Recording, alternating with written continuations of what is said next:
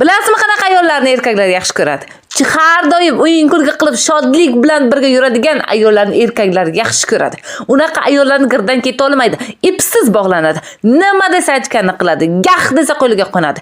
Kerak bo'lsa yaqinlardan voz kechaveradi. Chunki unaqa ayollar shunaqa magnitni o'ziga tortib oladigan ayollar bo'ladi. Ularda kreativlik baland bo'ladi. Ular o'ziga rom qilish bo'ladi. Ular manipulyatsiya qila oladi. Chunki unaqa ayollarda tortish kuchi bo'ladi, bilasizmi? Shu uchun unaqa ayollarning yonidan ko'pchilik erkaklar keta olmaydi.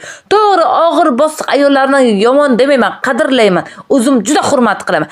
Lekin har bitta erkak ya'ni xotin qolganda shodlik, xurramlikni olib kirsin. Hech qachon uydagi problemalar, qaynota, qaynsingil qolib ketsin, tamom. To'shakka kirdimi? Maza qilsin eri bilan. Eshikdagi muammolarni eshikka qoldirsin-da, bu yog'iga eriniga o'zini bag'ishlasin. Erini rom qilsin, xayolini olsin, turli-tuman chiroyli hazillar qilsin.